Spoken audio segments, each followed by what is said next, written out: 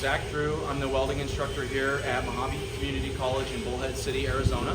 I started here back in 2018 as a part-time assistant in the welding program, and I've since become full-time. Our program here is what we like to call competency-based education, and we have those mapped out from the beginning in each and every course, and you work through those competencies and you take tests and exams and things to prove that you're competent in those levels.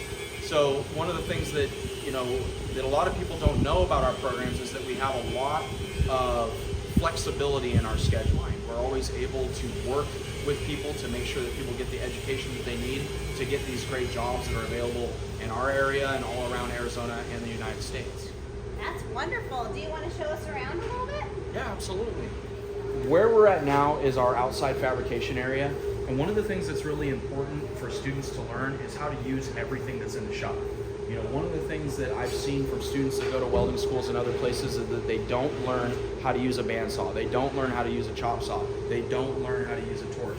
And these are things that you're going to be expected to know how to do right when you walk into a welding job.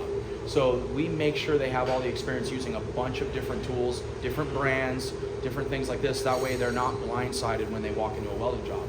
Over here, we've got welding booths for the students. So this is what a typical welding booth looks like. You've got a desk and quite a bit of room. You've got more than a wingspan of room to work inside the booth. These up on the wall are fume extractors. So what these do is a fan turns on while you're welding and it sucks up all that smoke so that you're not breathing in any hazardous fumes or anything like this. CNC plasma table. So this is a computer aided program where you draw in a drawing program, and then you are able to cut that out using plasma arc. And you could do signs, you could do parts, you could do brackets, you could do, really the imagination can take this machine and do a lot of different things.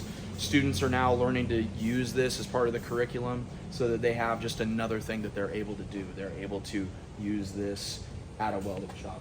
Like I said, a lot of different tools that we use. This is something that a lot of schools won't be able to utilize for their students, and MCC has been able to buy something like this for us. It's called an iron worker. So what this does is it shears material, it bends material, it can punch holes, and this is the type of thing that you would see in a lot of structural heavy fabrication shops, and the school was able to get us one of these with a grant. That way students have a little bit of experience using something as heavy duty as this that a lot of times a school would not have the ability to purchase because they're so expensive. But this is our shop, and like I said, we have a lot of flexibility in our classes, and we're usually here from 8 in the morning till 9 o'clock at night, where students can bump their schedule around, and that way they're not limited into this is the only time you could take a class and you're stuck if you can't do that. Thank you so much for having us today. So much great information. I think what sometimes seems so very overwhelming, we found out today that it can be built around your lifestyle. Absolutely. So support local, shop local, and have a great day.